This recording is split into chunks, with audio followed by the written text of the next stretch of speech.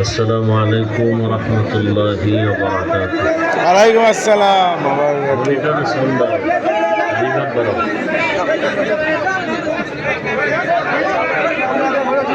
الحمد لله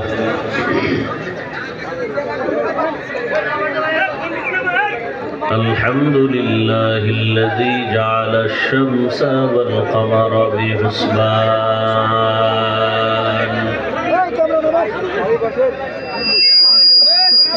والنجم والشجر يسجدان وفضل زمانا على زمان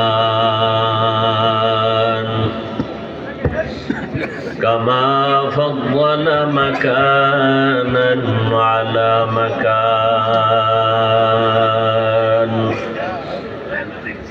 وإنسانا على إنسان ونشهد أن لا إله إلا الله وحده لا شريك له لا ضد له ولا ند له ولا مثل له ونشهد أن سيدنا وسندنا وحبيب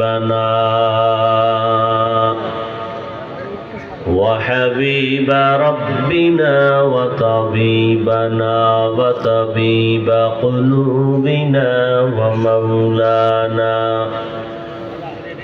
ومولانا محمدا عبده ورسوله أرسله بالحق بشيرا ونذيرا وداعيا إلى الله بإذنه وسراجا منيرا اللهم صل على محمد النبي الأمي وعلى آله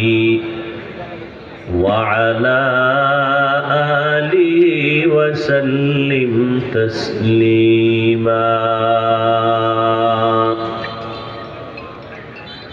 وبعد فأعوذ بالله من الشيطان الرجيم بسم الله الرحمن الرحيم وما أرسلناك إلا رحمة للعالمين. الله. وقال النبي صلى الله عليه وآله وسلم كل أمتي يدخلون الجنة إلا من أبى قيل من أبى قال من أطاعني دخل الجنة ومن عصاني فقد أبى أو كما قال النبي عليه الصلاة والسلام. صدق الله مولانا العظيم وصدق رسوله النبي الأمي الكريم ونحن على ذلك من الشاهدين والشاكرين والذاكرين والحمد لله رب العالمين. سبحانك لا علم لنا إلا ما علمتنا إنك أنت العليم الحكيم رب اشرح لي صدري ويسر لي أمري واحلل عقدة من لساني يفقه قولي मोमिन जो फिदा नक्शे कफे पाए नबी हो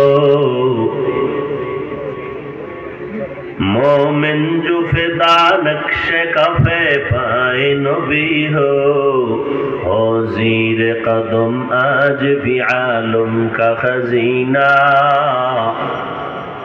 हो ज़ीर कदम आज भी आलम का खजीना गर सुन्नत नबवी की करे पैरवी उम्मत गर सुन्नत नबवी की करे पैरवी उम्मत तूफान से निकल जाएगा फिर इसका सफीना तूफान से निकल जाएगा फिर इसका सफीना आशिक हो बिरादर शहंशाह दो आलम आशिक हो बिरादर शहंशाह दो आलम मिश्कों से ज्यादा मुबारक जिसका पसीना मिश्कों से ज्यादा मुबारक जिसका पसीना कर दिल में तरफ हो मेरे आका का ज़ियारत कर दिल में तरफ हो मेरे आका का ज़ियारत एक आन में आए नबी दिखला दे मदीना एक आन में आई नबी दिखला दे मदीना কালিয়াকৈর উপজেলা উলামা কল্যাণ পরিষদের উদ্যোগে আয়োজিত ইসলামী মহাসম্মেলন 26 ফেব্রুয়ারি 2024 মহতি এই সম্মেলনে উপস্থিত মুহতারাম সম্মানিত সভাপতি আলহাজ মাওলানা নজরুল ইসলাম সাহেব দামাত বারাকাতুহুম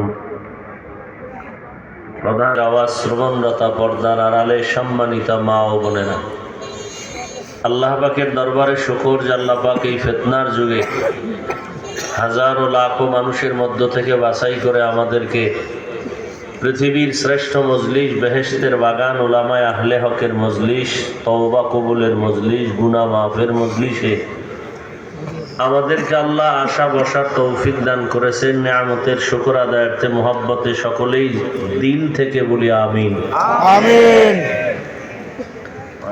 আল্লাহর নিয়ামতের শুকর আদায়ার্থে একবার জবান খুলে পড়ি আলহামদুলিল্লাহ আলহামদুলিল্লাহ আর একবার পড়ি আলহামদুলিল্লাহ এই মনিটরে ভলিউম আর রিভাব দাও দরুদ ও সালাম সৈয়দুল মুরসালিন রাহমাতুল লিল আলামিন শফিউল মুজনিবিন খাতামুন নবিয়্যিন সৈয়দুস সাকালাইন ইমামুল মুরসালিন হযরত মুহাম্মদুর রাসূলুল্লাহ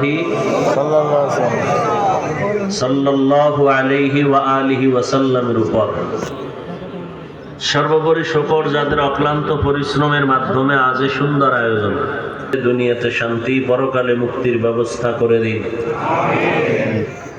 দীর্ঘ সময় হযরত উলামায়ে কেরাম অত্যন্ত গুরুত্বপূর্ণ কোরআন সুন্নাহ ভিত্তিক দিক নির্দেশনামূলক আলোচনা রেখেছেন আপনারা শুনেছেন আল্লাহ সমস্ত উলামায়ে হযরতদের কথাগুলো সবাইকে সহি তরিকায় আমল করার তৌফিক দান করেন উলামায়ে কেরামের ইজ্জতকে আল্লাহ বেশি বেশি বাড়ায় দেন ফেসবুকে লেখার দ্বারা মিডিয়ায় অপপ্রচারের দ্বারা যারা উলামায়ে কেরামের সম্মানকে ছোট করার ষড়যন্ত্র করে আল্লাহ ওদের হেদায়েত দান করেন আল্লাহ পাকের কুদরতি ইলমে যদি তাদের ব্যাপারে হেদায়েতের ফয়সালা না থাকে কুদরতের দ্বারা ওদেরকে খতম করে দেন পরিশেষে আমি আপনাদের দোয়া নেওয়ার আশায় সংক্ষিপ্ত আলোচনার নিয়তে কোরআনে হাকিমের এক আয়াতে কারিমা তিলাওয়াত করেছি। নবীজির অসংখ্য হাদিস থেকে একটি হাদিস পড়েছি। ইখলাসুর রুহানিয়াতের সমন্বয়ে সহি নিয়তে, সহি তরিকায়, সহি কিছু কথা বলার মতো, শুনবার মতো আমাকে আপনাদের প্রত্যেককেই আল্লাহ রাব্বুল আলামিন তৌফিক দান করেন। আমিন। ওয়ামা আরসালনাকা ইল্লা রাহমাতাল লিল আলামিন। আল্লাহ পাক বলেন, হে রাসূল করিম সাল্লাল্লাহু আলাইহি ওয়া আলিহি ওয়াসাল্লাম, আমি আপনাকে পৃথিবীতে প্রেরণ করি নাই, হ্যাঁ করেছি জগৎসমূহের রহমত হিসেবে। নবীজি বলেন, কুল্লু উম্মতি ইয়াদখুলুনাল জান্নাতা ইল্লা মান আবা। সব উম্মত জান্নাতে যাবে, যারা আমি নবীকে মানে না তারা জান্নাতে যাবে না। ইল্লা মান আবা। সাহাবায়ে কেরামদের থেকে প্রশ্ন করা হলো, নবীজি আপনাকে মানে না, তারা কারা? নবীজি বললেন, ক্বালা মান আতাআনি দাখালাল জান্নাহ ওয়া মান আসানি ফাকাদ আওয়া। যারা আমার ইতাআত করে, আনুগত্য করে, অনুসরণ করে তারা জান্নাত পাবে। যারা আমার বিরোধিতা করে, বিরুদ্ধাচরণ করে তারা আমাকে অস্বীকার করার কারণে জাহান্নামে যাবে। ১৫০০ বছর আগে রহমতের নবী স্পষ্ট ফতোয়া দিয়ে গেছেন, পৃথিবীতে কে নবী মানে, কে মানে না। নতুন করে কোনো মুফতি সাহেবের ফতোয়ার প্রয়োজন নেই, কারণ পৃথিবীর শ্রেষ্ঠ মুফতি আমার নবী, পৃথিবীর শ্রেষ্ঠ মুফাসসির আমার নবী, পৃথিবীর শ্রেষ্ঠ মুহাদ্দিস আমার নবী, পৃথিবীর শ্রেষ্ঠ দার্শনিক বৈজ্ঞানিক আমার নবী। নবী স্পষ্ট করে বলেছেন, ইশারায় নয়, পৃথিবীতে কে নবী মানে, কে মানে না। একটু খেয়াল করতে হবে আমাদের। নবীজি বললেন, সব উম্মত জান্নাতে যাবে, যারা আমাকে মানে না বা অস্বীকার করে তারা যাবে না। সাহাবায়ে কেরাম প্রশ্ন করলেন, নবী আপনাকে অস্বীকার করে, মানে না, তারা কারা? নবী বললেন, মান আতাআনি দাখালাল জান্নাহ। যে আমার ইতাআত করে, আনুগত্য করে, ইত্তেবা করে, অনুসরণ করে, সে জান্নাতে যাবে। কথাটা খেয়াল করে থাকলে বলেন, নবীজির যারা ইতাআত বা আনুগত্য করে, অনুসরণ করবে তারা জান্নাতে যাবে, তার মানে কি তারা নবীকে, বলেন না কেন, নবীকে পরিণাম ফল কি? জান্নাত। বিপরীত কথা কি হবে? যারা নবীকে, তারা কোথায় যাবে? কিন্তু নবী এভাবে বলেন নাই, একটু খেয়াল করি। নবী বলছেন, যারা আমার আনুগত্য অনুসরণ করবে তারা জান্নাতে যাবে, তার মানে তারা আমাকে মানে। বিপরীত কথা দাঁড়ায়, যারা আনুগত্য বা অনুসরণ করে না তারা মানে না। নবী এভাবে বলেন নাই। নবী কি বলছেন? ওয়ামান আসানি, যারা আমার বিরোধিতা করে তারা জাহান্নামে যাবে। কি বুঝলেন এখান থেকে? যে যারা নবীর অনুসরণ বা আনুগত্য করে না এরা দুই দল। এরা কয় দল? খুব খেয়াল করবেন। যারা নবীর অনুসরণ বা আনুগত্য করেন এরা কয় দল? একদল আগ্রহী আর একদল বিদ্রোহী। একদল আর একদল, একদল দরদি আর একদল বিরোধী।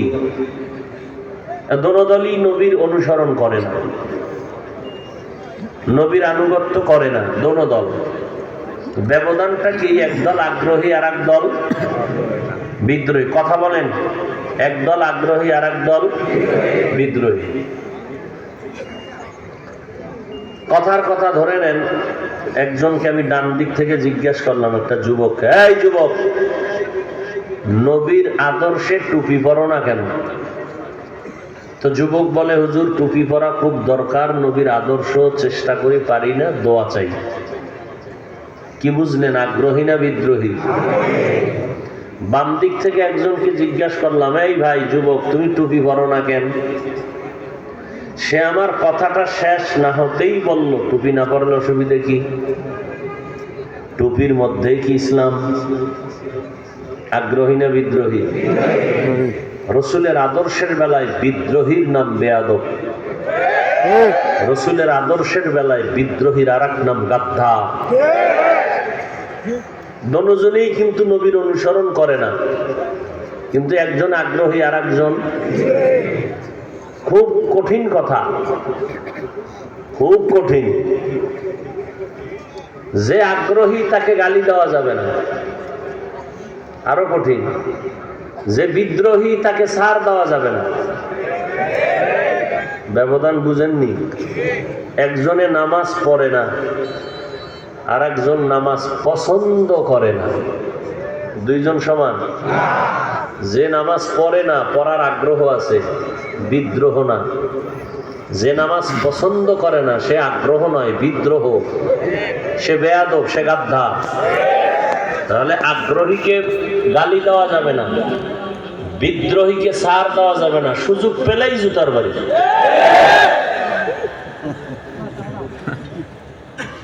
একজনে পর্দা করে না, আর একজন পর্দা পছন্দ করে না, দুজন সমান? একজন মুমিন আর একটা বেঈমান, একটা মুমিন আর একটা। একজনে রাজনীতি করে না, আর একজনে ইসলাম ও কোরআনের বর্ণিত রাষ্ট্রনীতি রাজনীতি পছন্দ করে না। একজন মুমিন আর একটা বেঈমান। রাজনীতি না করা এক জিনিস, পছন্দ না করা বেঈমান হওয়ার কথা। নামাজ না পড়া এটা বেঈমান হওয়ার কথা না, নামাজকে অপছন্দ করা বেঈমান হওয়ার কথা। কথা বুঝেন নাই? আপনাদের ধারণা কি কোরআন শরীফের মধ্যে পৃথিবীর সব বিষয়ের সমাধান আছে? শুধু রাষ্ট্রীয় ব্যাপারে রাজনীতির বিষয় ইসলাম বা কোরআনে কোনো কিছু নাই বিদায় ইসলাম ও কোরআনটা এই একদিক থেকে দুর্বল।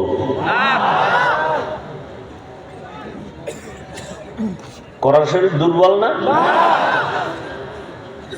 তা কেন বলেন কোরআনে এইটা নাই সেইটা নাই? হ্যাঁ? আগ্রহী না বিদ্রোহী? আপনি রাজনীতি করেন না, আপনাকে গালি দেওয়া হারাম, জায়েজ নেই। পছন্দ করি না যদি বলেন তাহলে কথা আছে। এখন অনেকে হয়তো না যাই নাও বলে, অথচ কোরআন শরীফে রাজনীতির সূরাও আছে। রাজনীতি জীবনেও শুনেন না, আমি বলে যাচ্ছি, লিখে রাখেন। তবে আপনাকে ওই পচা ধান্দাবাজি রাজনীতির সিস্টেম ইসলামে নাই, অনুমতিও নাই। রসুল যে রাষ্ট্রনীতি কায়েম করছেন, দেশ পরিচালনা করছেন, সুলাইমান নবী দেশ চালাইছেন, ইউসুফ নবী রাষ্ট্র চালাইছেন, এগুলো কোরআনে আছে, এগুলো পবিত্র। সুলাইমান বিলকিসের ঘটনা আসেনি কোরআন শরীফে? ইউসুফ নবী আর জুলাইখার ঘটনা আসেনি?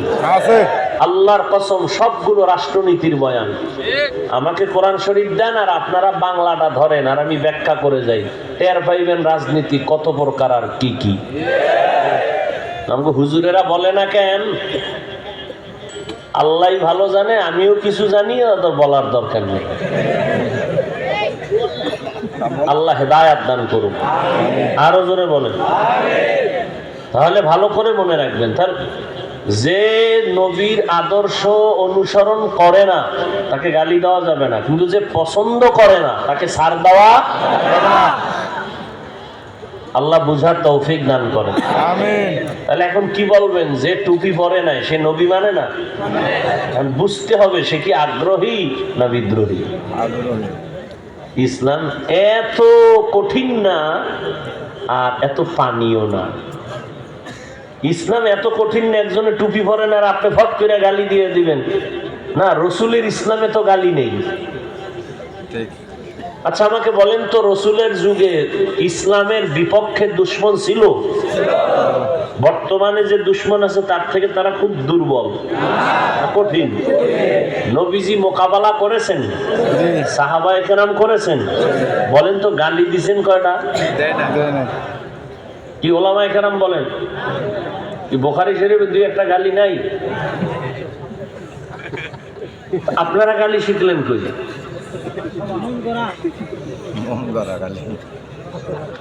আহা, নবী দেখেন, আমার আয়াতটার আলোচনাও এই বিষয়, শানে রিসালাত, রাসূলের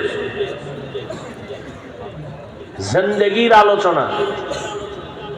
আসেন আয়াতের মধ্যে হাদিস নিয়ে কিছু কথা বললাম। আল্লাহ বলেন, ওয়ামা আরসালনাকা ইল্লা রাহমাতাল লিল আলামিন।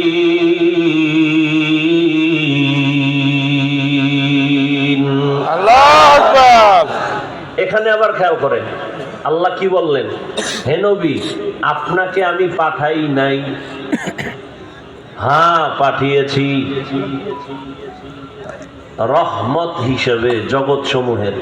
আচ্ছা, এটা ঘুরাইয়া না বললে ডাইরেক্ট বললেই তো হইতো, হে নবী, আপনাকে জগৎ সমূহের রহমত করে পাঠাইলাম। ঘুরাইয়া বললেন কেন? হে নবী, আপনাকে আমি পাঠাই নাই? হ্যাঁ, পাঠাইছি। ফিআলুল হাকিম লা ইয়াখলু আনিল হিকমাহ। জ্ঞানীদের কাজ জ্ঞান থেকে খালি না, হাকিমের কোনো কাজ হিকমত থেকে শূন্য না। আল্লাহ বুঝাইলেন, দুনিয়ার মানুষ, তোমাদের জেহেনটাকে আমি পরিপূর্ণ সাফ করে বুঝাইলাম। আমার নবীকে পাঠাই নাই বইলা তোমার জেহেন পরিষ্কার করে ফেললাম। এইবার নতুন করে নাও, আমি নবীরে পাঠাইছি জগৎ সমূহের রহমত।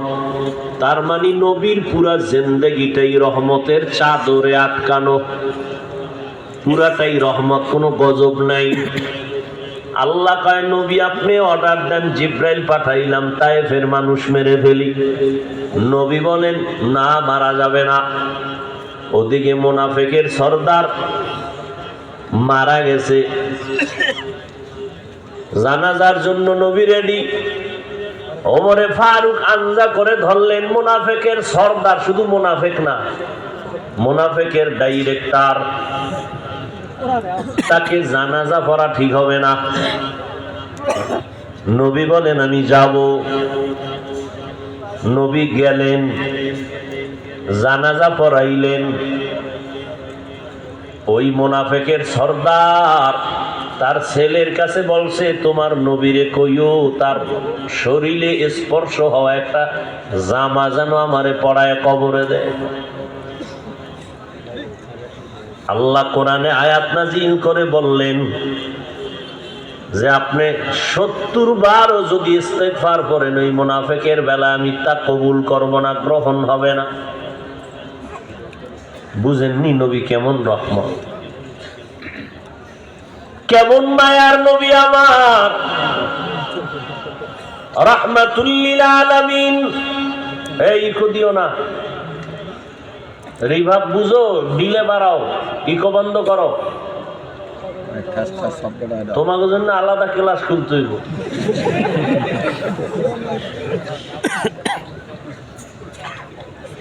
অনেকে তর্জমা করেন উভয় জগতের জন্য নবী রহমত। আমি তর্জমা করেছি জগৎ সমূহের জন্য নবী রহমত। উভয় জগৎ মানে দুনিয়ার জগৎ, পরকাল জগৎ। আসলে তো এই জগৎ এখানে সীমাবদ্ধ না, জগৎ তো আরো আছে। রুহের একটা জগৎ আলাদা, মায়ের গর্ভের জগৎ আলাদা, দুনিয়ার জগৎ একটা আলাদা, আলমে বরজখ কবর জগৎ আলাদা, হাসরের একটা জগৎ আলাদা, জান্নাত ও জাহান্নামের আর এক জগৎ আলাদা। আল্লাহ বলেন, সব জগৎ সমূহের জন্য। তোরা যারা ছবি তুলবি, তোরা আলাদা আমারে আলাদা দাওয়াত দিবি, শুধু ছবি তোলার জন্য। তোরা এই কোরআনের বাগানে ডিস্টার্ব করো কেন? সরকারি অর্ডার ছাড়া আর শরীয়তের কারণ ছাড়া এমনিই ছবি তোলা 1000 কোটি বার কবিরা গুনাহ, হারাম। এই যারা মোবাইল নিয়ে বসে আছেন, বসছেন জান্নাতের বাগানে, করতেছেন কবিরা গুনাহ। কি শিখবেন? মাস্তানি করে নাচের প্যান্ডেলে বসে সব নাম আছে। পাগল হয়ে গেছেন ছবি তোলার জন্য।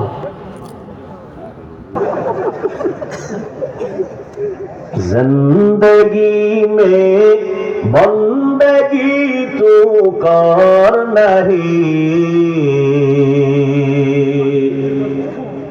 जिंदगी में बंदगी तू कर नहीं,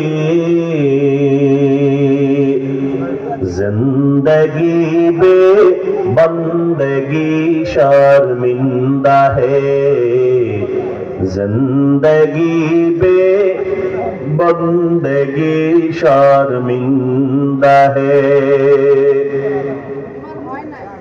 दुनिया में हो दुनिया का तलबगार न हो,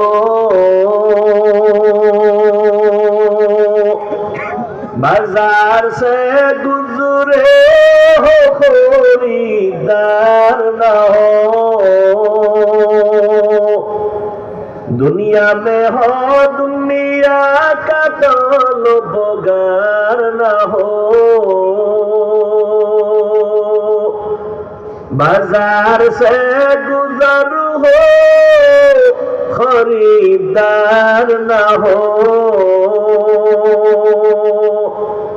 ये दुनिया एक मिसल कागज फूल है, ये दुनिया एक मिसल कागज फूल है, जिंदगी में बंदगी तू कर नहीं,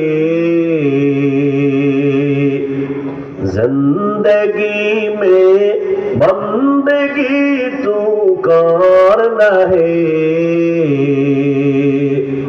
जिंदगी बे बंदगी शर्मिंदा है, जिंदगी बे बंदगी शर्मिंदा है। যুবকেরা খারাপ লাগছে? একটা একতারা হইলে আরো কত মজা পাইতি না? তোরা তো আবার ঢোল বাদ্য একতারা হারমোনিয়াম ছাড়া মজা হয় না। আর এখন তো বাংলাটিও শুনোস না, সব হিন্দি ইন্টারন্যাশনাল হয়ে গেছে। এক যুবক হিন্দি গান একটা ছাইরা খালি লাফাইতেছে। এই হিন্দি গান ছেড়ে লাফাও, অর্থ বুঝো? আব্বাও বুঝে না, আমিও বুঝি না, লাফাও কেন? তাই মজা লাগে। अल्लाह हिदायत दान को। जिंदगी में बंदगी तू करना है,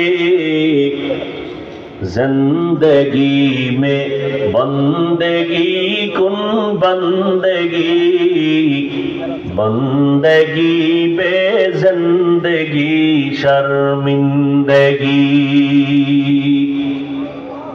আল্লাহ বলেন আমি আপনাকে বানাইলাম উভয় না জগৎ সমূহের জন্য রহমত,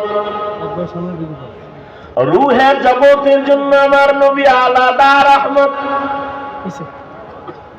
মায়ের গর্ভের জগতের জন্য নবী আমার আলাদা রহমত, দুনিয়ার জগতের জন্য নবী আলাদা রহমত, কবর জগতের জন্য নবী আলাদা রহমত, হাসরের জগতের জন্য আমার নবী আলাদা রহমত, জান্নাত ও জাহান্নামের ভেতর জগতের জন্য নবী আলাদা রহমত।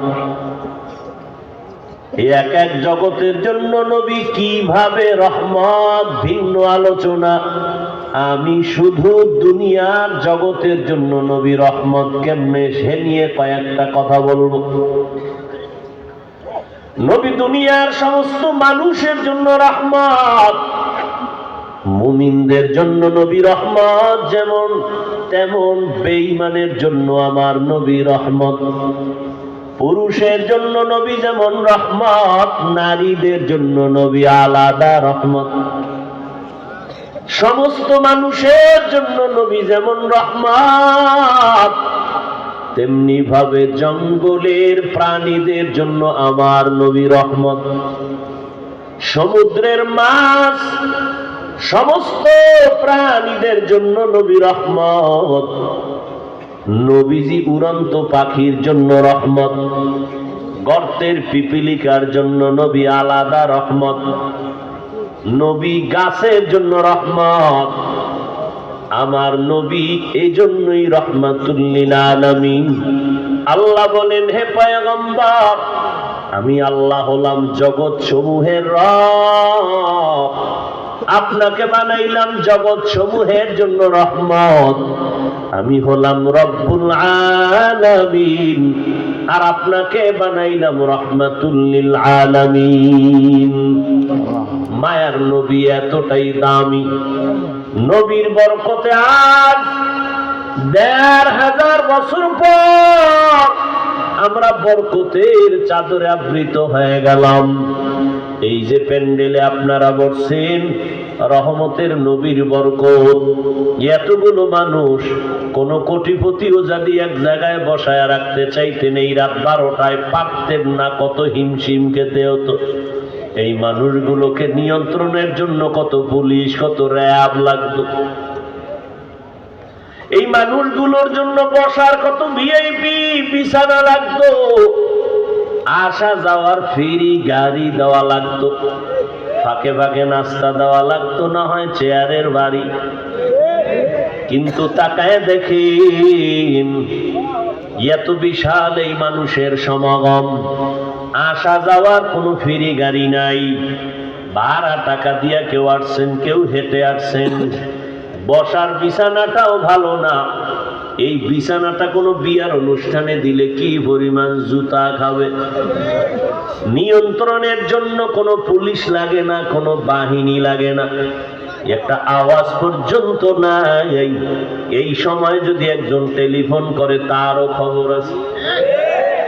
একবার কল আসছে, কেটে দিছে, দ্বিতীয়বার আবার দিছে, কেটে দিছে, তৃতীয়বার আবার দিছে, কেটে দিছে, চতুর্থবার ধৈরেই মাথা নত কইরা কয়, হ্যালো, তুমি কে? কাবার চিনেন না, চিনি টিনি পরে আর একবারও কল দিবি না। 3বার খাইতে দিছি, বুঝো না আমি ব্যস্ত আছি। আর ম্যাডাম যদি দেয় তো আজকে রাত্রে খবর আছে। একটু চিন্তা করেন, এতক্ষণ বসে থাকলেন, কোনো নাস্তা নাই, আসেনি নাই, কোনো আওয়াজ নাই। এটা কেমন করে সম্ভব? দুনিয়ার লাইনের কোন সমাবেশ ভিডাভিডি ছাড়া, চেয়ারের বাড়ি ছাড়া খতম হয় না। এটাই মোনাজাত। চেয়ারের বাড়ি শুরু, মোনাজাত শুরু, ঠিক না?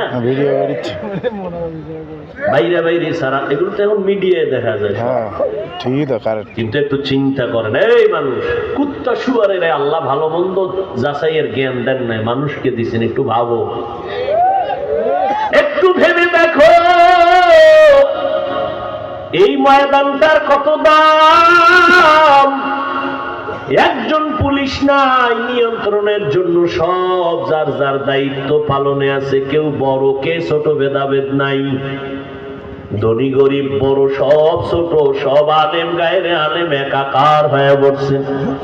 অন্তরটা আপনাদের কষ্ট তো দূরের কথা, এতটাই মোহব্বতে ভরা।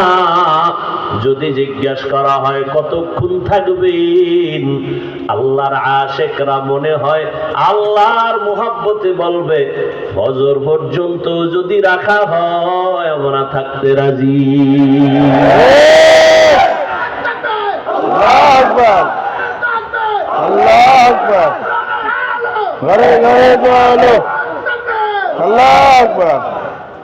মানুষ এতটুকু চিন্তা করলেও কিন্তু হেদায়েত পেয়ে যায়।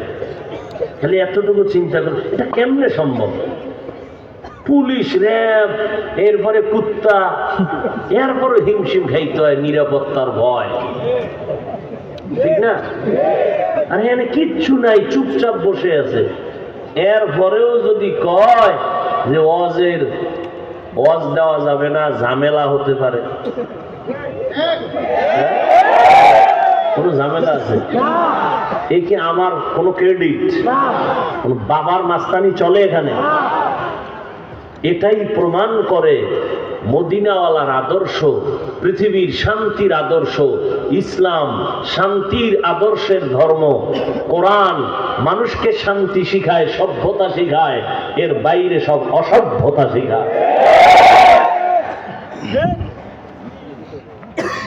এবার আসেন, একটু যুক্তি দিয়ে বললাম, আখেরাতের লাইনে তো কতটা পবিত্র আপনাদের জিন্দেগি। মদিনার নবী বলেন, কোন বান্দা যদি ঘর থেকে বের হয়, উলামা আহলে হকের মুলাকাতে যাবে, মদিনার নবী বলেন প্রত্যেকের সাথে ৭০,০০০ রহমতের ফেরেশতার কাফেলা রেডি হয়ে গেছে আসতে। পুরা প্যান্ডেলটা হাতে হাত লাগাইয়া ফেরেশতারা হাত শিকল লাগায় দাঁড়িয়ে আছেন। আমার আল্লাহ এরকম একটা মজলিস আরশে আজিমে মিলাইছেন ফেরেশতা দিয়া। আল্লাহ আমাদের গুণগান গাইতেছেন আর বলতেছেন, ও ফেরেশতারা, আমি ঘোষণা দিয়ে দিলাম, তোমরা সাক্ষী থাকো, এই প্যান্ডেলে যারা বসছে, আমি আল্লাহ আমার দয়ায় সবার জীবনের সব গুনাহগুলো মাফ করে দিলাম। আতিনা ফি দারে দুনিয়া না হাসান, আতিনা ফি দারে উকবা না হাসান, ইয়া গিয়াসাল মুস্তাগীসিন ইহদিনা লাফতিখারা বিল উলুমে ওয়াল গিনা। হর গড়ি দে নেকো তু তৈয়ার হ্যায়, जो न मांगे उससे तू बेजार है। আসলে কি বলবো, কপাল চিনেন না? কপাল, এই কপাল না, ভাগ্যের একটা কপাল আছে। এই কপাল কারো পুরিয়ে যদি যায়, তাহলে আমি হাফিজুর রহমান কেন, মক্কা মদিনার ইমাম কেন, স্বয়ং নবী যদি বয়ান করে জবানে কালেমা আসে না, হেদায়েত পায় না। এরকম দুই একটা বেঈমানের নাম জানেননি? যে কত বড় বেঈমান, যে রসুলের বয়ান শুনেও কালেমা পড়ে না। আর কপাল যদি খুলে যায়, তাহলে রসুলকে জবাই করতে এসেও কালেমা পড়ে। নাম কি? এই কপালের কথাটা মনে রাখবেন। অনেকে আসছে, ওই যে একটু আগে বললাম, বসছে বেহেশতের বাগানে, পড়তেছে কবিরা গুনাহ।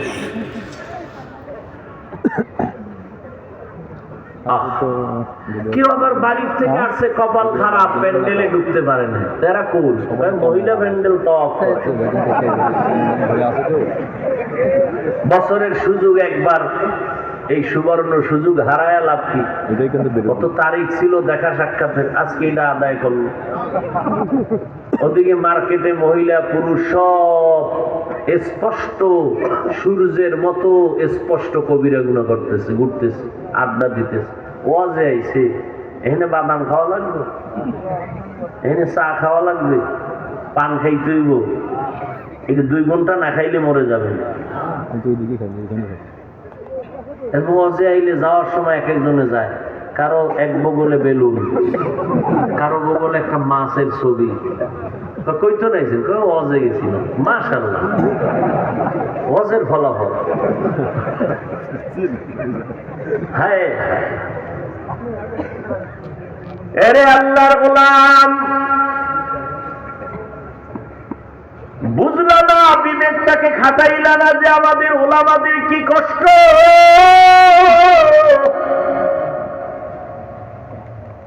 কুত্তার মতো সারাটা দেশ দৌড়াই 12 মাস, নিজের ঘরের খবর নাই, পরিবারের খবর নাই, খানা নাই, ঘুম নাই। তাবলীগওয়ালারাও দৌড়ায়, পীর সাহেবরাও দৌড়ায়, আমরা বক্তারাও দৌড়াই 12 মাস আপনাদের পেছনে। 12টা মাস এত দৌড়াইলাম, বিনিময়ে আপনার আমগো গালি ছাড়া কিছুই দেন না।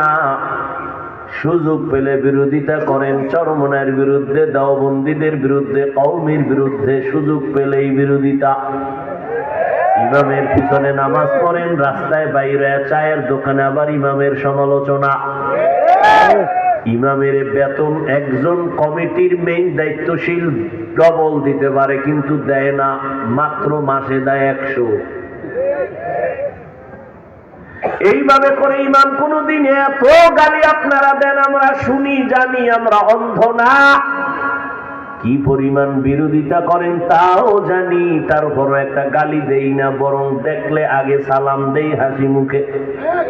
সুযোগ পেলে বুকে লাগাই আলিঙ্গন করি, কারণ আপনার শরীর থেকে মেশকের ঘেরা না, সেই জন্য আমরা বুকে লাগাই, এই জন্য লাগাই। যেই তেলে বিড়ি টানো, কি পরিমাণ মেশকের ঘেরা। গাঞ্জা খাইতেছ, এরপরে প্রস্রাব করে পানি তো ভুলেও দাও না। পায়ে ধরে বলি রাগ করিস না, নিচে নেমে যদি কও যে পাও ধরলে খুশি, আমি ওই দিন মনে করবো আমি জান্নাত পেয়ে গেছি, শুধু রসুলকে মানার এই শর্তে। ও যুবক, পোশাকটা ঠিক মতো ধুইতে পারো না,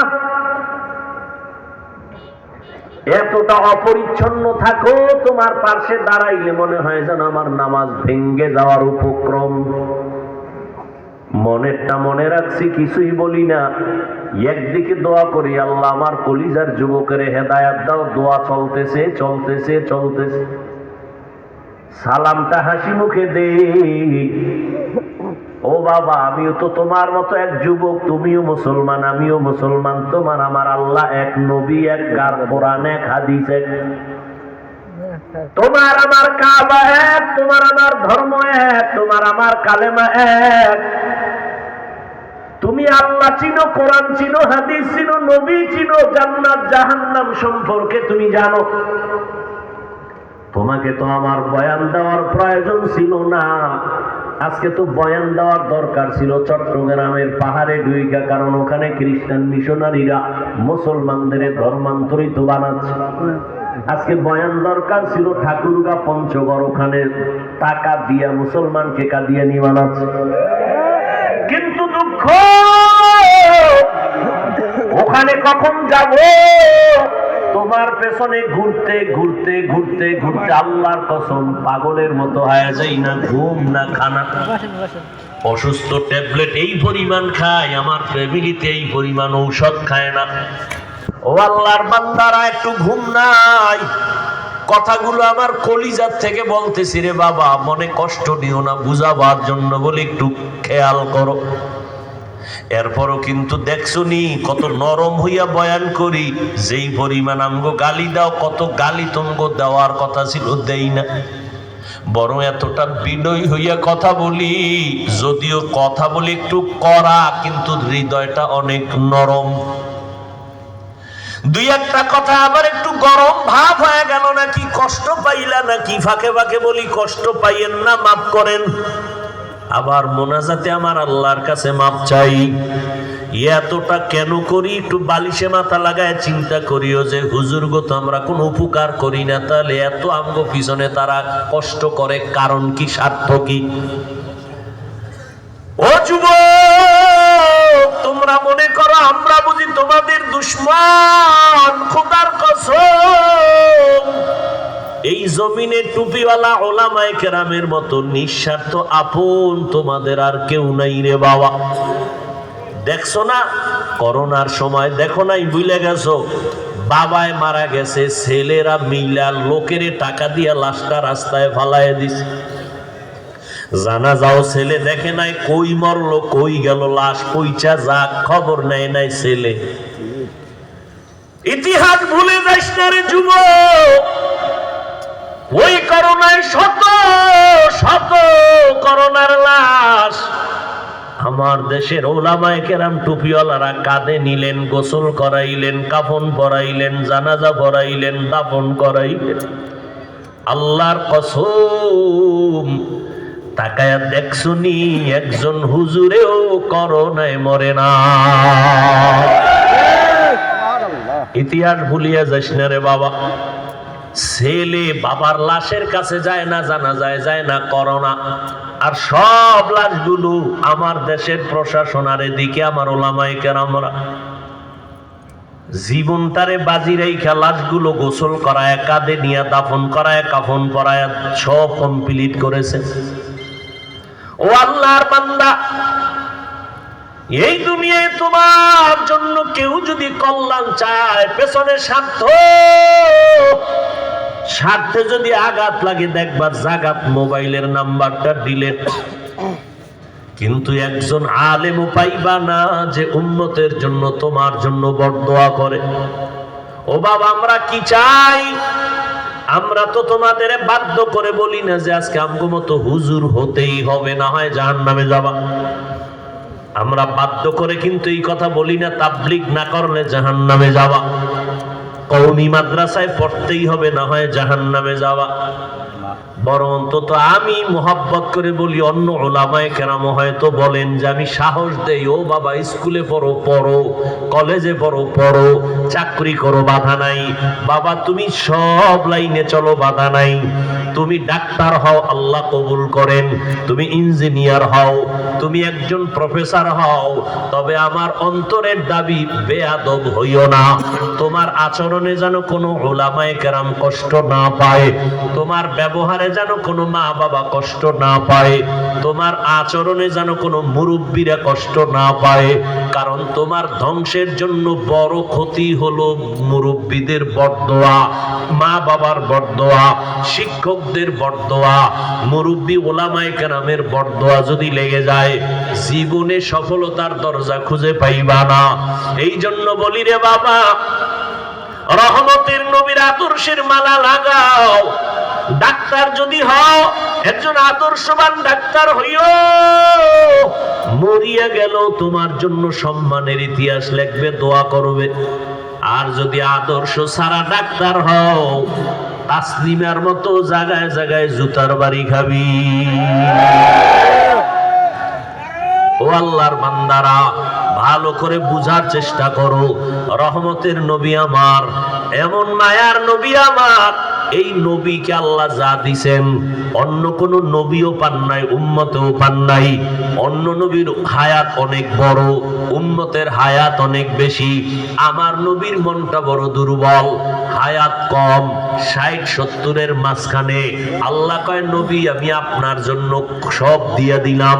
জানেননি নবী আমি আপনারে কতটা মহব্বত করি। মুসা নবী আমার বন্ধু, ইব্রাহিম নবী আমার বন্ধু, ঈসা নবী আমার বন্ধু, ইসমাঈল নবী আমার বন্ধু, ইউসুফ নবী আমার বন্ধু, নূহ পয়গম্বর আমার বন্ধু, সব নবী পয়গম্বর আমার বন্ধু, আপনিও বন্ধু। তবে ব্যবধানটা হলো, সব নবী রাসূল আমার আল্লাহ তাআলার আশিক, আর আমার আল্লাহ নিজে হলেন মুহাম্মদের আশিক। ব্যবধান আছে না নাই? কঠিন ব্যবধান। এই জন্য আল্লাহ কয়, নবী এই উঠে গা, ছেড়ে দিব। ভাল লাগে না? না, তুমি এটা মামার বাড়ির অনুষ্ঠান মনে করছো, মন চাইলে বসবা, মন চাইলে উঠে যাবা। ওই যে একটু আগে বলছি কপাল, কপাল যদি পুড়ে যায় তো এতগুলো আল্লাহর বান্দাদের নিয়ে মা বাবার জন্য দোয়ার সুযোগ আর পাবেন? এই সুযোগ ছেড়ে দেওয়া মানে কপাল পড়ার পরিচয়। আমারও তো একটা টাইম আছে, আমি ছেড়ে দিব অল্প টাইমেই। আপনাদের কথায় তো আর আমরা চলি না, এর মধ্যেই ডিস্টার্ব করেন। আপনার যদি দীর্ঘ টাইম বসার ব্যারাম থাকে, যে না পারেন না, তো আপনি ভিতরে বসছেন কেন? কত আল্লাহর বান্দারা বাইরে দাঁড়ায় আছে, আপনি ওইভাবে দাঁড়াইতেন, ফাঁকে ফাঁকে বিড়ি টানতেন, আবার খাড়াইতেন, দেখতে মনে ঝামেলা। ভেতরে ঢুকে ডিস্টার্ব করেন কেন? এটি কোন বদ অভ্যাস? আর একটু সামনে আগাবো। আল্লাহ সবাইকে কবুল করেন। আমরা হুজুরেরা এমনি তো আপনাদের নজরে একেবারে বোকা, আমার মাথায় কিচ্ছু নাই, সব আপনাদের মাথায়। কারণ আপনারা গাঞ্জা খান, মদ পান করেন, বেপরদায় চলেন, দুনিয়ার আকাম আপনারা করেন, বুদ্ধি সব আপনাদের, আমগো মাথায় কিচ্ছু নেই। এই জন্য পাও ধরি, দেখেন না কতটা ছোট হইছি মনে হয় আপনার কাছে আমি ঠেকা পাও ধরে ধরে বয়ান করতেছি, কতটা দুর্বল আপনাদের কাছে আমরা। আল্লাহ আকলকে পরিশুদ্ধ করে দেন। ভাইয়েরা আমার, কি কথাটা বলতেছিলাম দেখছেন, এরকম এক একটা পেস লাগাইলে কি করার।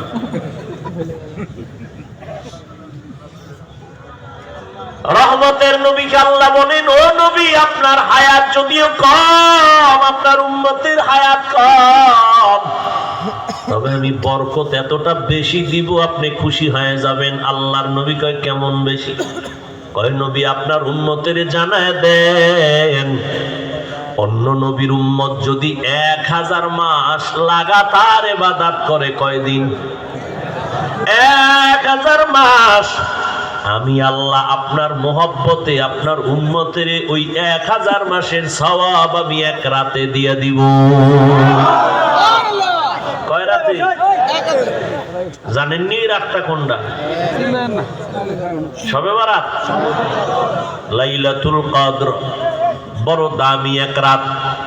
ও নবী জানেননি আপনারে কি দিছি? দুনিয়ার কোন নবী আর উম্মত যদি যে কোনো জায়গায় নামাজ পড়লে হবে না, নির্দিষ্ট জায়গা। আর আমি আপনার উম্মতের সুবিধার জন্য আমি দয়া কইরা পুরা জমিনটারে যায় নামাজ বানায় দিছি। যেখানে সেজদা দেবে কবুল, তার মানে কবরে দিলেও কবুল, মাজারে দিলেও কবুল, বট গাছেরে দিলে কবুল। আচ্ছা বলেন তো, আল্লাহ আকল দিছে, মানুষের দাম বেশি না বট গাছের দাম বেশি? মানুষের দাম বেশি না পাথরের দাম বেশি? মানুষের দাম বেশি না সূর্যের দাম বেশি? আরো আশ্চর্য কথা শুনবেন, কইতাম নি আর পেছ লাগাইব। রাসূলের হাদিস, বাইতুল্লাহর থেকেও মুমিন বান্দার দাম আল্লাহর কাছে অনেক গুণ বেশি। ও মুমিন, তোমার এত দাম, তুমি বটগাছের পূজা করবা কেন? বটগাছ তোমার পূজা করবে। তুমি পাথরের গোলাম হবা কেন? পাথর তোমার গোলাম হবে। তুমি আল্লাহর গোলামি করবা। দুনিয়া সব আমার গোলাম, আমরা আল্লাহর গোলাম। এরে নবীরা আশিক, আমি পাথরের সেজদা দিব কেন? পাথর আমার গোলাম, গোলাম রে মালিক সেজদা দেওয়াটা এটা ভালো কাজ না। তুমি মালিকের সেজদা দেও, দেখবা দুনিয়ার সব মাখলুক তোমার পায়ের কাছে চলে আসবে। আল্লাহ দেখাইছেন সূর্য আমার কথা শুনতে বাধ্য, আমি সূর্যের কথা শুনতে বাধ্য না। বাতাস আমার কথা শুনতে বাধ্য, আমি বাতাসের কথা শুনতে বাধ্য না। সুলাইমান নবী বাতাসের কয়, এই বাতাস চুপ, স্টক হয়ে যায়, স্টপ, চলাফেরা বন্ধ। বাতাস এখন এইভাবে চলো। জিনেরে সুলাইমান নবী চালায়। নদীর মধ্যে পানি নাই, আল্লাহর প্রিয় বান্দা চিঠি লেখা কয় নদীর মধ্যে ফালায় দাও। শুকনা নদীর মধ্যে চিঠি ফালায় দিছে, পানি শুরু। বুঝেন না কিছু? কি বুঝেন? এটা কাফের হয়ে গেছে। হ্যাঁ, এরে নবীর উম্মত ভালো করে বুঝেন, আল্লাহর প্রিয় বান্দা যদি আল্লাহর গোলাম হতে পারে, গোটা দুনিয়া তার গোলাম হবে। বাঘ তার কথা শুনবে, মাছ তার কথা শুনবে, গাছ তার কথা শুনবে। এই বিশ্বাসটাই অনেক টুপিওয়ালাদের মধ্যে নাই। খুদ বয়ে বয়ে খালি পেছ লাগায়। এটা কেমনে সম্ভব? কেমনে সম্ভব? আরে মিয়া, আল্লাহ যদি কুদরতি ক্ষমতা দেয় বান্দাকে, এটা সম্ভব হবে না কেন? ঠিক। ওমরে ফারুক চিঠি লিখছেন, চিঠি লিখে বলে নদীর মধ্যে ফেলে দাও। শুকনা নদী, পানি নাই। সবাই কইছে খলিফাতুল মুসলিমিন, পানি নাই, কি করার? চিঠি লিখে দিস, কি লিখছে সে জানে, আল্লাহ জানে। কয়টা নদীতে ফালায় দাও, দেওয়া মাত্র পানি শুরু।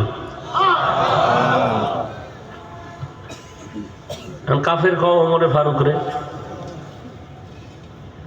আচ্ছা, আমাকে একটা সহজ কথা জবাব দেন তো, গ্রাম্য এলাকায় হাল চাষ করে না গরু দিয়া? কারা করে? বড় হুজুরেরা, এমপি সাহেবরা, একেবারে থার্ড ক্লাসের মানুষ, তাই তো? আচ্ছা, ও যখন গরু রেখায় দাঁড়ায়নি, বুঝলেন? ও যদি গরু ডাইনে যা, ওর ভাষায় যায়নি, বামে যাইতে গেলে একটা গাঞ্জাখোর, একটা থার্ড ক্লাসের মানুষ, বেআমলওয়ালা, বেনামাজি, ওর কথা গরু শুনলে তাকওয়াওয়ালা, জিকির করনেওয়ালা, খাঁটি আল্লাহওয়ালার কথা শুনবে না কেন?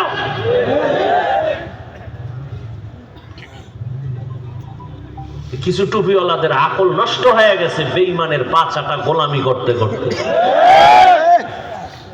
এই জন্য আবু হানিফাকে পর্যন্ত গালি দেয়। এমনকি যে ওমরে ফারুক রাদিয়াল্লাহু তাআলা আনহু জান্নাতি সাহাবী, তাকে পর্যন্ত বলে সে ভণ্ড। এই ইন্ডিয়ার খবর না, আমার দেশের এক মাওলানা বলতেছে ওমরে ফারুক ভণ্ড, বেদাতি। শোনেন না, কথা বলতে বলতে মানে এত জোশ উঠে গেছে, শবে বরাতে মসজিদে না থাকার থেকে বেশ্যাখানায় থাকা উত্তম। কি এখানে এত শিক্ষিত মানুষ, কথাটা আমি বলাটাও অপছন্দ করি, কারণ যাই বলুক ভুল হয়েছে, যা হয়েছে, একজন আলেম তো, আপনারা তো আবার আলেমকে খারাপ বলবেন, এটা আমার কলিজায় মেনে নিতে পারি না। কারণ ওলামায়ে আহলে হক কিয়ামত পর্যন্ত জান্নাতের ঠিকানা এখন একটাই, নবী আসবেন না, সাহাবী পাবেন না, আবু হানিফা পাবেন না, ইমাম বুখারী নাই, মুসলিম নাই, তিরমিজি নাই, কেউ নাই। কিয়ামত পর্যন্ত জান্নাত পাওয়ার এক ঠিকানা ওলামায়ে কেরামের সোহবত। এই জন্য আলেমকে আপনি খারাপ জানবেন, এটা আমার অন্তর মানে না। সে যে লাইনের আলেম হোক, দোয়া করি আল্লাহ হযরতকে যেভাবেই বলুক, আল্লাহ পাক তাকে বুঝার তৌফিক দান করেন। ওলামায়ে কেরামদের উপরে সাধারণ কোন মানুষ খারাপ ধারণা করবে এমন কোন আচরণ যেন ওলামাদের থেকে না হয়, আল্লাহ কুদরতের দ্বারা হেফাজত করেন। কারণ আমাদের প্রতি আপনাদের ঘৃণা জমলে তাহলে ইসলাম কোথার থেকে শিখবেন? ইসলাম পাবেন কোথায়? নামাজ কার পিছে পড়বেন? এই জন্য ওলামায়ে কেরামদের উপরে যেন ভক্তি নষ্ট না হয়, সেই ক্ষেত্রে আমরা ওলামায়ে কেরাম যেন সচেতন হয়ে কথা বলতে পারি, সে তৌফিক আল্লাহ দান করেন।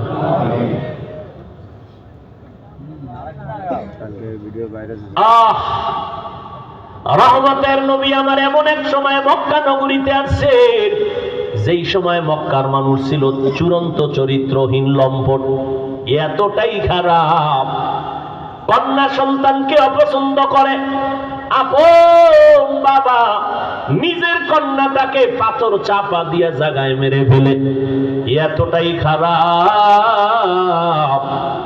জমিনের প্রধান একটা বরকতের ঘর বাইতুল্লাহ, প্রথম ঘর। ইন্না আউওয়ালা বাইতিন উযিয়া লিন-নাসি লাল্লাযী বিবাক্কাতা মুবারাকাও ওয়া হুদা, মুবারাকাও ওয়া হুদাল লিল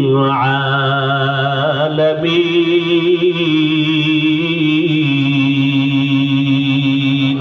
আল্লাহু আকবার। আল্লাহ একটা ঘর বানাইলেন, জমিনটা বানানোর পরে প্রথম ঘর বাইতুল্লাহ, বাক্কা নগরীতে আল্লাহ বানাইলেন ইবাদতের ঘর, হেদায়েতের ঘর। এত দামি একটা ঘর, যেই ঘরের দিকে শুধু তাকায় থাকবেন আমল নামায় সওয়াব। যেই ঘরের আঙ্গিনায় 1 রাকাত নামাজ পড়বেন 1 লক্ষ রাকাত নামাজের সওয়াব। এত দামি একটা ঘর, মক্কার মানুষ এতটাই চরিত্রহীন, খারাপ। নারী আর পুরুষ একত্রিত হয় বাইতুল্লাহ ঘুরে চতুর্পার্শ্বে, তাও আবার উলঙ্গ দোনো দল। কতটা খারাপ! এর মধ্যে পাঠাইছেন আমার নবীরে, চিন্তা করেন, বড় কঠিন এক বিষয়। রহমতের নবী, এর মধ্যে নবী আসছেন যেই মক্কার মানুষগুলোর মতো খারাপ জমিনের কোথাও নাই, কন্যা সন্তান পছন্দ করে না। আমার দেশে এখনো কিছু কুলাঙ্গার আছে, কুলাঙ্গার।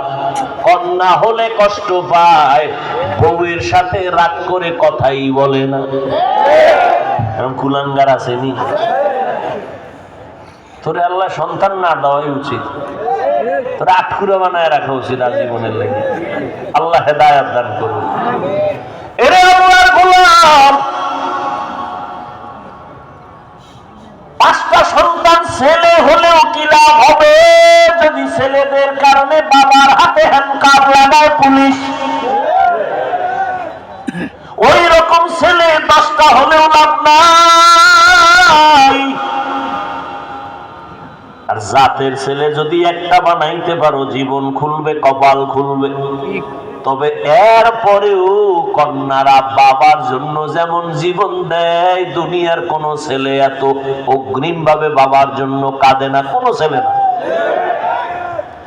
যাদের মাইয়া আছে একটু পরীক্ষা করেন, পিচ্ছি ছোট 5-6 বছর আব্বু কয়ে ডাকতে পারে, ওরে পরীক্ষা করেন। আর কেউ দরকার নেই, ওরে পরীক্ষা করেন। আপনার ছেলেও আছে বড় 10 বছর, ওইটা আপনার জন্য কি করে, আর পিচ্ছি মায়াটা কি করে দেখেন। আপনার কতবার আপনার জন্য কাঁদে, কতবার আপনার প্রতি আগ্রহী। আল্লাহ কয়, বান্দা ছেলে দিয়ে আমি, মেয়ে দিয়ে আমি, তুই বউয়ের সাথে রাগ করো কেন? বরং বউরে পুরস্কার দিবি, তোর আমানতটা সে যে বহন করলো, কত কষ্ট করছে, রাতে ঘুমাইতে পারে নাই, খাইতে পারে নাই, কত কষ্ট করেছে জীবন ভর। পুরস্কার দিবা, তুমি রাগ করো কেন? আল্লাহ যদি চান 5টা ছেলে দিয়া তোমার যত উপকার হবে, এর থেকে বেশি উপকার আমার আল্লাহ একটা মেয়েকে দিয়েও করাইতে পারে। আল্লাহ পারেন না? দেখেন, আমার নবী তো নবী, কোনো তুলনা নেই। সেই নবীর একটা ছেলে নেই। মক্কার কাফের মুশরিকরা ঘুরে আর কয়, মুহাম্মদের কোনো ছেলে নাই, মইরা গেলে বংশ রক্ষা হবে না, নির্বংশ হয়ে যাবে। 1500 বছর পরে তাকাইয়া দেখো, ওই দুশমনের নাম দুনিয়ার কেউ জানে না, হাদিসে থাকার কারণে উলামায়ে কেরাম জানে। কিন্তু আমার নবীর যদিও কোনো ছেলে নাই, কিন্তু 1500 বছর পরে গোটা দুনিয়াতে তাকাও, নবীর এই পরিমাণ রূহানি সন্তান, লক্ষ কোটি কোটি সন্তান এক পায়ে দাঁড়ানো, নবীর মোহব্বতে তারা জীবনটাও যদি লাগে রাস্তায় বিলায় দিবে। নবীর গুণগান চলতেছে, বেঈমানের মুখে চলে, মুমিনের মুখে চলে, চলতেছে, লেখক লেখতেছে। আর ওরা যারা গর্ব করেছিল, ওদের নাম কেউ জানে না। নবীও কয়, আমার কোন একটা ছেলে নাই, আমি 4 কন্যার বাবা। ও কন্যার বাবারা, আল্লাহর শুকর আদায় করিও। একটা কন্যা যদি পাও, তুমি একটা জান্নাতের মালিক হয়ে গেছো। 2টা কন্যা পেয়েছো, 2 জান্নাতের মালিক। 3টা পাইছো, 3 জান্নাতের মালিক। 4টা কন্যা পাইছো, 4 জান্নাতের মালিক। এক বাবায় খুব খুশি, জান্নাত পাইছে। মাইয়া কয়টা? কয় 3টা, জান্নাতের মালিক হয়ে গেছে। আমি বললাম, আপনার মাইয়ারা কির মালিক? কয় গ্রামীণ ব্যাংকের মালিক।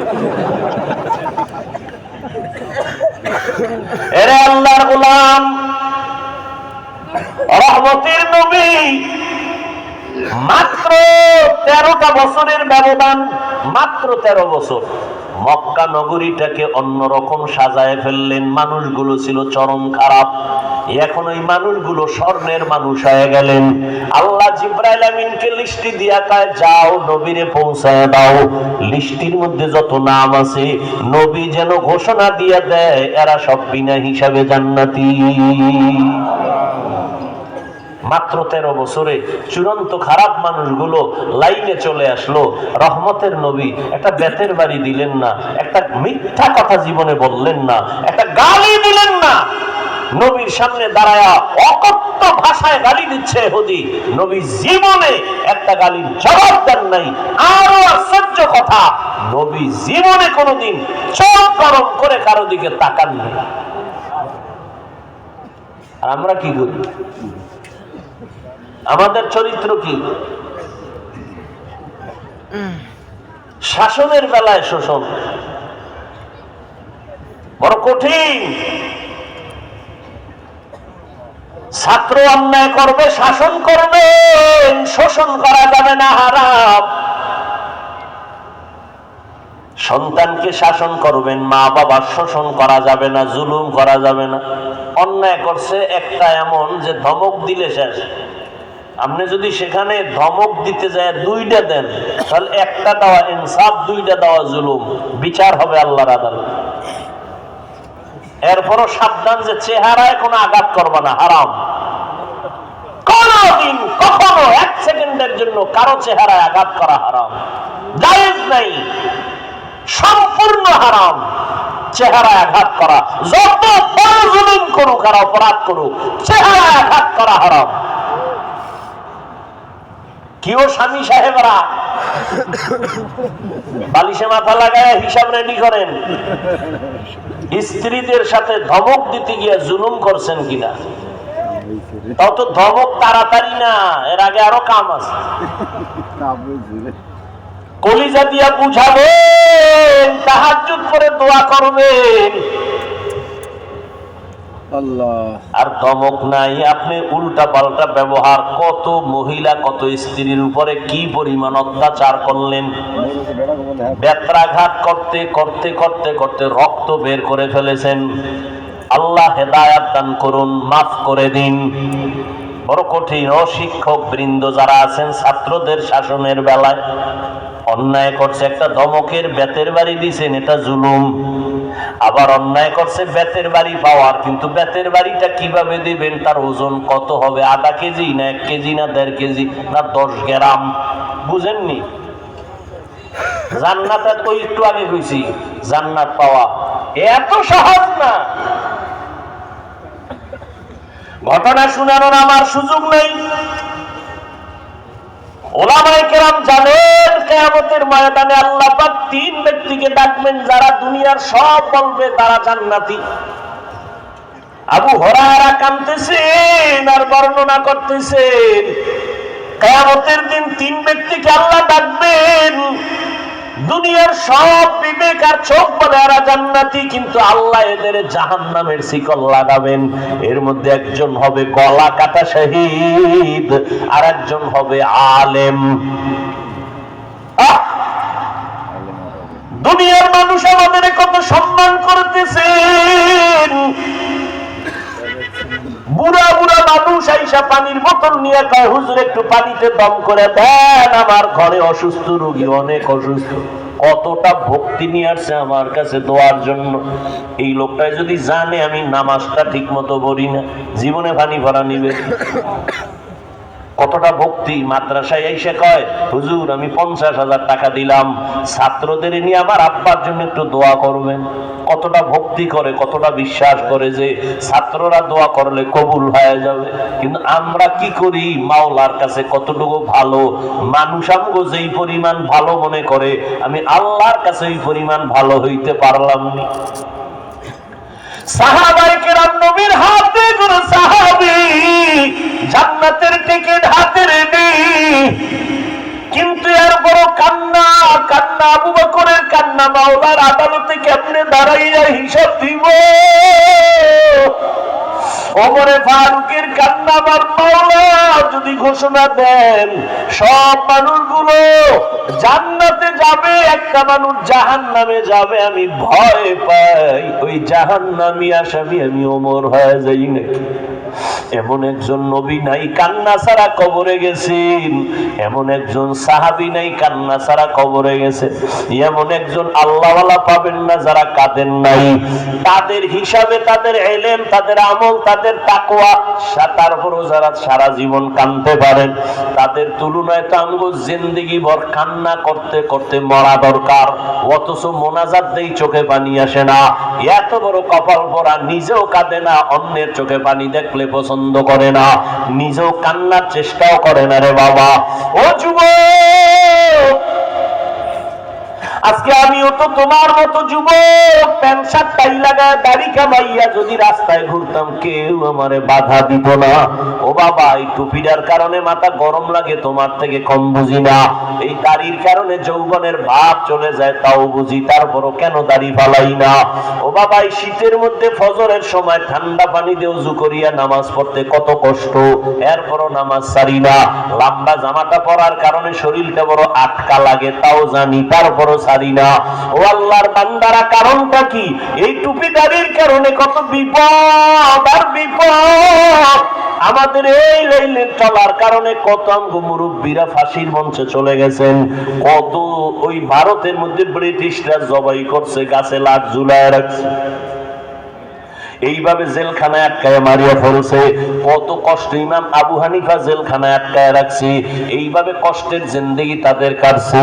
কিন্তু এরপরও কেন ওই লাইনটা ছাড়ি না রে বাবা? একটাই মাত্র কারণ, আল্লাহর কোরআন পড়ে দেখলাম সব সত্য, মিথ্যার একটা কোনো সন্দেহের কোনো সুযোগ নাই। ওই কোরআন সত্য, তো কোরআনের মধ্যে যত বয়ান আছে সব সত্য। গুনাহগারেরা জাহান্নামে যাবে কোরআনের আয়াত, নেক আমলওয়ালারা জান্নাতে যাবে তাও আল্লাহ বলেছেন। জান্নাতটা কেমন আরামের ঘর আল্লাহ তাও বয়ান করেছেন, জাহান্নামটা কেমন ভয়ঙ্কর আল্লাহ তাও বয়ান করেছেন। ও আল্লাহর বান্দারা, সাহাবায়ে কেরামরা যদি এত আমল করিয়া জান্নাতের টিকিট হাতে বইয়া কান্না করতে পারেন, সেই তুলনায় চিন্তা করলে তো আমি মানুষই হইতে পারি নাই। ও আল্লাহর বান্দারা, এই জন্য যত গালি দাও কোনো জবাব দেই না, কারণ নিজের অজান্তে কত গুনাহ জীবনে করে ফেললাম। এরপরও যদি ইচ্ছা করে গুনাহ করি, মাওলার কাছে কি জবাব দিব? ও আল্লাহর বান্দারা, এই যে দুনিয়াতে একটা সূর্যের গরম সইতে পারি না, আবার রাতের বেলা সূর্য নাই তারপরও গরম লাগে, মশারি টানাইয়া ঘুমাই, মশার জ্বালায় ঘুমাইতে পারি না। কিন্তু বাবা একবারও চিন্তা করছুনি, গুনাহ নিয়ে কবরে গেলে জাহান্নামের আগুনের গরম, হাসরের ময়দানে সূর্যের গরম কেমনে সহ্য করবা? লক্ষ লক্ষ নবীদের কথা মিথ্যা মনে করিও না রে মূর্খ, লক্ষ লক্ষ সাহাবায়ে কেরামের কথা মিথ্যা মনে করিয়া উড়াইয়া দিও না রে বাবা। লক্ষ কোটি কোটি উলামায়ে কেরামের কথা মিথ্যা ভাবিয়া উড়াইয়া দিও না। আল্লাহর কাছে এখনো সময় আছে, তওবা করে নাও। এমন একটা দিন নাই তোমার মতো যুবক রাস্তায় লাশ হইয়া পড়িয়াছে, গাড়ির নিচে পানির নিচে অভাব নাই। ও বাবা, আমি শুরুতেই বলেছিলাম তুমি হুজুর হও একবারও বলবো না, তুমি তাবলীগ না করলে জাহান্নামে যাবা বলি নাই, বলবো না। কিন্তু যে লাইনেই থাকো নবীর মহব্বত নিয়ে আদর্শ বানিয়ে চলো। ও বাবারা, তোমার মতো কত যুবক জীবনে মাদ্রাসা লাইনে পড়ে নাই, স্কুলে পড়ে, কলেজে পড়ে, 5 ওয়াক্ত নামাজ পড়ে, তোমরাই বলো আছে না নাই? মনটাকে জিজ্ঞাসা করো তুমি কেন পারবা না? তোমার মতো যুবক তাকাইয়া দেখো, র‍্যাব, আর্মি, পুলিশ, বিডিআরের চাকরি করে, নামাজ ছাড়ে না। মনের প্রশ্ন করিও তুমি কেন পারবা না রে বাবা? তোমার মতো সন্তান আজকে দেখো কৃষি কাজ করে, মাছ ধরে, নামাজ ছাড়ে না, তুমি কেন পারবা না? আজকে থেকে তওবা করিয়া নাও, মনের বুঝাও রে মন। আমার মতো যুবক যদি জেনারেল লাইনে থাকিও নামাজ পড়ে, আমি কেন পারি না? আমার কপাল কেন খারাপ? আজকে মোবাইলটা চালাইয়া সারাটা রাত্র কবিরা গুনাহ করে করে চেহারার নূর নষ্ট করে ফেলছো। তোমার চেহারার দিকে তাকাইলে কোনো মায়া লাগে না, সারা রাত্র কবিরা গুনাহ করছো, মাও জানে না, বাবাও জানে না। কে জানেন? মোবাইল চালাইয়া চেহারা নষ্ট করে ফেলেছো, যত মেডিসিন লাগাও কোনোদিন আর ভালো হবে না। ও যুবক, মোবাইলের কারণে তোমার চরিত্র শেষ, তোমার আমল আখলাক সব শেষ। এখনো তওবার সুযোগ আছে, আমার আল্লাহ ডাকতেছেন, তওবার দরজায় ফিরে আসো, আল্লাহর কাছে চোখের পানি ছেড়ে তওবা করে নাও। তবে শুরুতে বলছি, হেদায়েতের মালিক আল্লাহ। কপাল যদি পুড়িয়া যায়, আবু জাহাল নবীর বয়ান শুনিয়াও কালেমা পড়ে না, আর আল্লাহ যদি কবুল করে তাহলে ও নবীরে জবাই করতে আসিয়াও কালেমা পড়িয়া নেয়। জানি না এখানে কত কপালওয়ালা বসে আছেন। আল্লাহর কাছে তওবা করুন, জীবনে যতদিন বেঁচে থাকবেন হায়াতের মালিক আল্লাহ, ইজ্জতের মালিক আল্লাহ, আমার মাওলা রিজিকের মালিক। আজকে থেকে নামাজ ছাড়বেন না, চাকরি করেন, ব্যবসা করেন, যা করেন, আর নবীরে কষ্ট দিবেন না, মা বাবার সাথে বেয়াদবি করবেন না, মা বাবার দোয়া নিয়ে, উলামায়ে কেরামের পরামর্শ নিয়ে চলবেন। তওবা করার মতো যদি অন্তরে নিয়ত হয়, আল্লাহর কাছে তওবার নিয়তে দুটো হাত উঁচু করে দেখায় দেন। আয় আল্লাহ, হাতগুলো কবুল করে নেন। তওবা কবুল করে নেন, তওবার উপরে মজবুত হইয়া চলার মতো তৌফিক দান করেন, আমিন। আলহামদুলিল্লাহি রাব্বিল আলামিন, ওয়াসসালাতু ওয়াসসালামু আলা সাইয়্যিদিল আমবিয়াই ওয়াল মুরসালিন ওয়া আলা আলিহি ওয়া আসহাবিহি আজমাইন। ইয়া আরহামার রাহিমিন, ইয়া আরহামার রাহিমিন, ইয়া আরহামার রাহিমিন, রব্বিরহামহুমা কামা রাব্বায়ানি। إنا نسألك رضاك والجنة ونعوذ بك من سخطك والنار। ও দয়ার মালিক, কুদরতের নজর দিয়ে দেখেন এই ময়দানে কত উলামায়ে কেরাম, কত মুরব্বী, কত হাজী সাহেব, কত ব্যবসায়ী, চাকরিজীবী, পর্দার আড়ালে মা বোনেরা, আমার যুবক, আমার ছাত্র ভাই, আয় আল্লাহ মেহেরবানি করে আমাদের সবাইকে আপনি মাফ করিয়া দেন। আয় আল্লাহ আমাদের সবাইকে কবুল করে নেন, মাহফিল কবুল করে নেন, আয়োজনকারী, সহযোগিতাকারী, দান সদকাকারীদের কবুল করে নেন। আয় আল্লাহ মাহফিলের বরকত এলাকায় শান্তি দান করেন, মাদ্রাসা কবুল করে নেন, মসজিদ কবুল করে নেন, অন্যান্য শিক্ষা প্রতিষ্ঠান নবীর আদর্শে কবুল করে নেন। যারা লেখাপড়া করে পরীক্ষার্থী কামিয়াবি দান করেন, সারা দুনিয়াবাসীকে মাফ করে দেন, ফিলিস্তিনের মুসলমানদের উপরে রহমত নাজিল করেন, ইসরায়েলের জালেমদের জুলুম থেকে হেফাজত করেন, বাংলাদেশ শান্তির দেশ বানায় দেন। আয় আল্লাহ মা বোনদের আবেদা বানায় দেন, ঘরে ঘরে সুন্নতের বাতি জ্বালায় দেন। আয় আল্লাহ সবার কামাই রুজিতে হালাল ভাবে বরকত বাড়ায় দেন, দিলের নেক আশা পূরণ করে দেন। আয় আল্লাহ যারা যেই লাইনে আছে নবীর তরিকা অনুযায়ী চলার তৌফিক দান করেন, নবীজির রওজা মুবারক বাইতুল্লাহ জিয়ারতের ব্যবস্থা করে দেন। আয় আল্লাহ পরস্পরে হিংসা দূর করে মোহাব্বত বাড়ায় দেন, চলার পথে ইজ্জতের সাথে হেফাজত করেন। আয় আল্লাহ আমাদের মুরব্বী যাদের মা নাই, বাবাও নেই, অন্ধকার কবরে যারা আছে জান্নাত বানায় দেন, যারা বেঁচে আছেন হায়াত বাড়ায় দেন, অসুস্থ যারা সুস্থ করে দেন। আল্লাহ দিলের নেক আশা পূরণ করে দেন। আয় আল্লাহ উলামায়ে আহলে হকের বিজয় দান করেন, বাতিলের মোকাবেলায় বিজয় দান করেন। আয় আল্লাহ মিথ্যা মামলায় যারা জড়িত কুদরতের দ্বারা মুক্তির ব্যবস্থা করে দেন, কুদরতের দ্বারা মুক্তির ব্যবস্থা করে দেন, উম্মতের অন্তরে মোহাব্বত বাড়ায়া দেন। আয় আল্লাহ ঈমান ও আমলের শক্তি বাড়ায়া দেন। আয় আল্লাহ জাহিরি বাতিনি দুশমন থেকে হেফাজত করেন, চলার পথে ইজ্জতের সাথে হেফাজত করেন, নবীজির মোহাব্বতে উলামায়ে কেরামদের আয়োজনকে কবুল করে নেন, ইত্তেহাদ ইত্তেফাকের সাথে খেদমতের আঞ্জাম দেওয়ার সবাইকে তৌফিক দান করেন। কিয়ামত পর্যন্ত আহলে হকের ব্যানারে এই খেদমতকে কায়েম রাখেন।